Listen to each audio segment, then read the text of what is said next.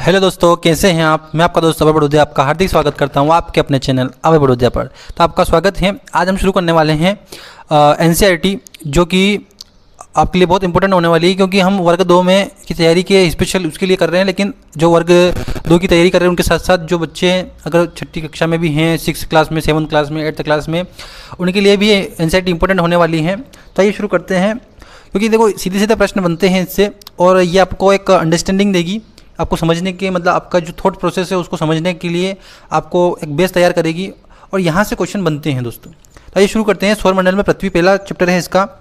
तो सबसे पहले देखते हैं कि इसमें तारों के बारे में बात करी है। आसमान में जो 30 तरीके से तारे हैं, उन सूर्य हैं, और सूर्य के बारे, सौरमंडल के बारे में, और इसके बारे में चर्चा की गई है। तो इसमें बताया गया है कि जो पूर्णिमा होती हैं, पूर्णिमा कैसे होती है और अमावस्या कैसे होती है। तो हम देखते हैं कि ये पूर्ण चंद्रमा वाली रात या पूर्णिमा होती हैं।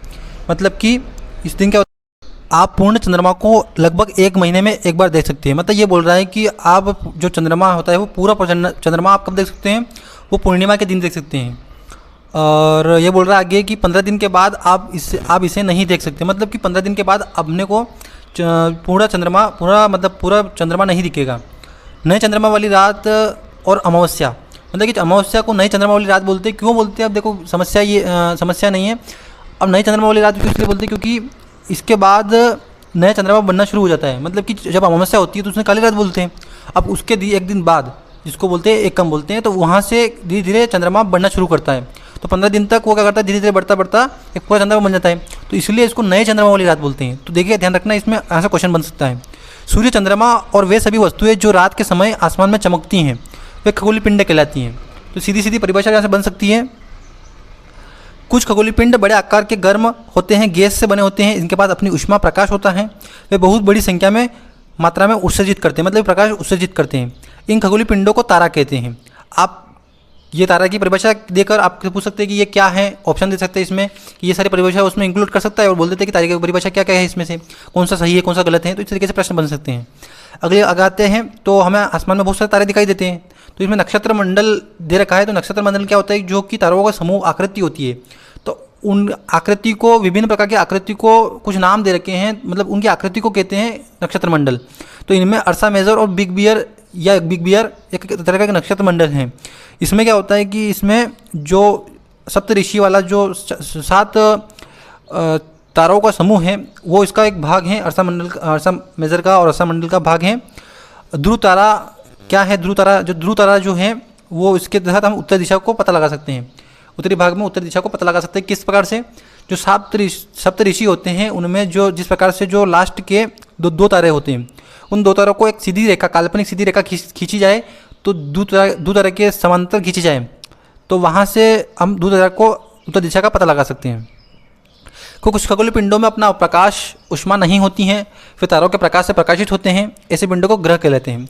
हमने तारा की परिभाषा पढ़ी, अब ग्रह की परिभाषा क्या है, उनमें अपना प्रकाश और ऊष्मा नहीं होती है।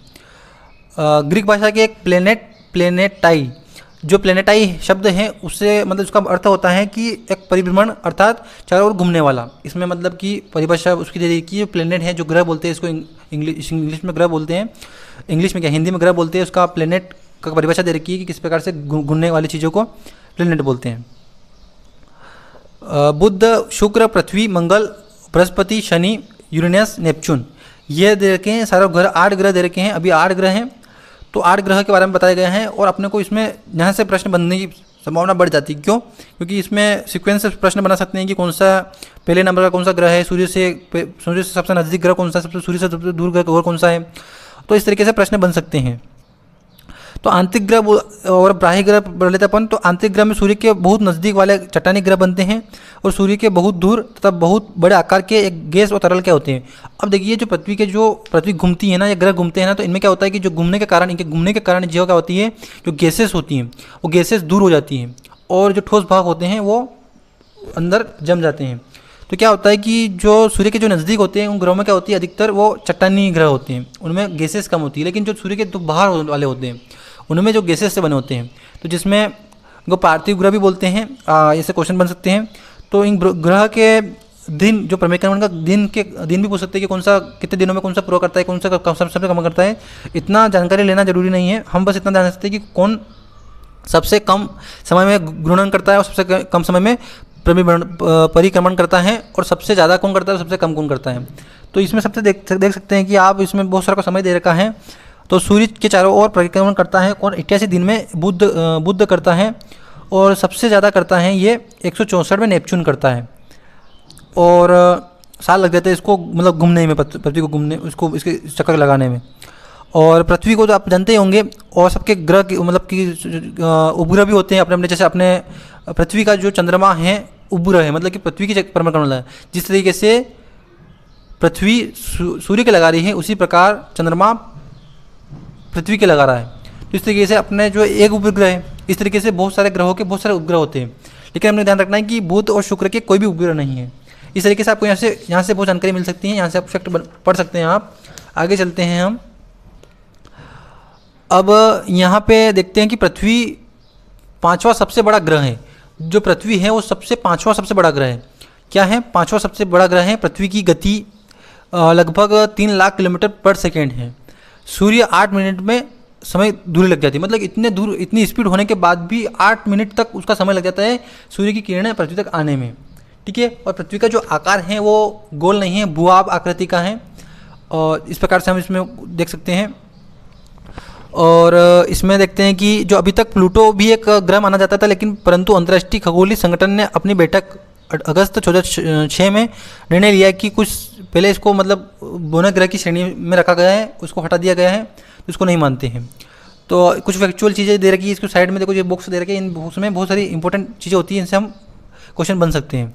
किस प्रकार से कि जो नील आर्मस्ट्रॉन्ग पहले व्यक्ति थे जिन्होंने 21 जुलाई 1969 में सबसे पहले चंद्रमा की सतह पर कदम रखा। तो आप मालूम करिए कि कोई भारतीय चंद्रमा पर रखा, तो आपको ये पता लगाना है कि किस भारतीय ने चंद्रमा पर पहला कदम रखा। तो उस तरीके से प्रश्न बन सकते हैं दोस्तों। उपग्रह दे रखा है कि उपग्रह खगोलीय पिंड है जो ग्रहों के चारों ओर उसी प्रकार चक्कर लगाता है जिस प्रकार सूर्य के चारों ओर लगाता है। ये आपने पढ़ लिया था। मानव निर्मित उपग्रह मतलब एक उपग्रह तो जो होते हैं जो प्रकृति ने दिए है, एक उपग्रह जो होते हैं जो मानव ने निर्मित किए हैं। तो ये क्या होते हैं कि इस तरीके से उपग्रह जो हमारे पृथ्वी में सैटेलाइट होती हैं, सैटेलाइट बोल सकते हैं इनको, तो ये पृथ्वी पर बहुत सारी जानकारी के लिए लगाए जाते हैं। जिस प्रकार से जो मैपिंग के लिए आप देखते हैं ना, जो मैप देखते हैं उनके लिए सैटेलाइट लगती हैं, चेकिंग के लिए, तो बहुत सारी चीज़ें के लिए लगाई जाती हैं। इसमें इनसेट, IRS और एडुसेट तरीके के भारतीय उपग्रह हैं। हम बहुत सारी चीज़ें देखेंगे इसमें। तो शुद्ध ग्रह तारों, ग्रहों, उपग्रहों के अतिरिक्त अन्य संघ के छोटे पिंड की चारों लगाते हैं। मतलब तारों के अलावा, सूर्य ग्रहों, उपग्रहों के अलावा और असंख्य छोटे पिंड भी होते हैं जो क्या करते हैं, ग्रहों के चारों ओर चक्कर लगाते हैं। तो इन पिंडों को शुद्ध ग्रह बोलते हैं। क्या बोलते हैं इनको? शुद्ध ग्रह बोलते हैं। मंगल, बृहस्पति की कक्षाओं के बीच पाए जाते हैं। और ये क्या है, जो मंगल ग्रह है और बृहस्पति ग्रह है उनके बीच संख्या में पाए जाते हैं। वैज्ञानिकों के अनुसार शुद्ध ग्रह के ही भाग होते हैं जो बहुसंख्या पहले वर्ष विस्फोट की तरह टूट गए हैं। मतलब कि जो ये शुद्ध ग्रह होते हैं, ये वैज्ञानिक का मानना है कि ये मतलब कि ग्रहों का ही भाग है जो टूटकर अलग हो चुके हैं। इतना ध्यान रखना है अपने को। पृथ्वी का एक चक्कर लगभग 27 दिन में पूरा करता है। तो पृथ्वी का जो चक्कर है वो 27 दिन में पूरा करता है, और इतने ही भाग में वो अपने अक्ष पर ही पूरा करता है। मतलब कि जो चंद्रमा होता है वो जितने समय घूमने में लगाता है उतना ही समय वो परिक्रमण में लगाता है। इसलिए हमें चंद्रमा का केवल एक ही भाग दिखाई देता है। हमें चंद्रमा का केवल एक ही भाग इसलिए दिखाई देता है क्योंकि उसकी जो दोनों ही गति है, परिक्रमण और घूर्णन, दोनों एक होने के कारण हमें केवल इसका एक भाग दिखाई देता है। आकाशगंगाएं जो होती हैं ये एक सफ़ेद पट्टी की तरह आसमान में दिखाई देती हैं। तो इन्हें प्राचीन काल में इन्हें एक मतलब कि नदियों की संज्ञा दी गई है, और मतलब कि तो बहुत सारी आकाशगंगा मिलकर ब्रह्मांड का निर्माण करती हैं। तो हम इस तरीके से ब्रह्मांड में आकाशगंगा में सौरमंडल, और सौरमंडल में पृथ्वी, और पृथ्वी में हम। तो इस तरीके से हमने इस चैप्टर को बहुत बड़ी आसानी से पढ़ा। और अगर आपको मैंने जो समझाया उसको समझ में आया होगा तो आप इस चैनल को लाइक और सब्सक्राइब करें और शेयर करें। मैं आपके लिए ऐसी वीडियो बनाता रहूँगा। मुझे भी एक मोटिवेशन मिलेगा, और इसी तरह हम पढ़ते रहेंगे और आपको भी सफलता मिलेगी कहीं ना कहीं। तो अगर आपको इस वीडियो से हेल्प हुई हो तो चैनल को सब्सक्राइब करें और कमेंट बॉक्स में कमेंट करें कि हाँ हमसे इससे हेल्प होती है, आप इस तरह की वीडियो और बनाएं। तो मैं आपको पूरी 6th 7th 8th सारी क्लासों की NCERT आपको कराऊंगा। तो इससे पहले आप इस चैनल को सब्सक्राइब कर दीजिएगा। आपका धन्यवाद।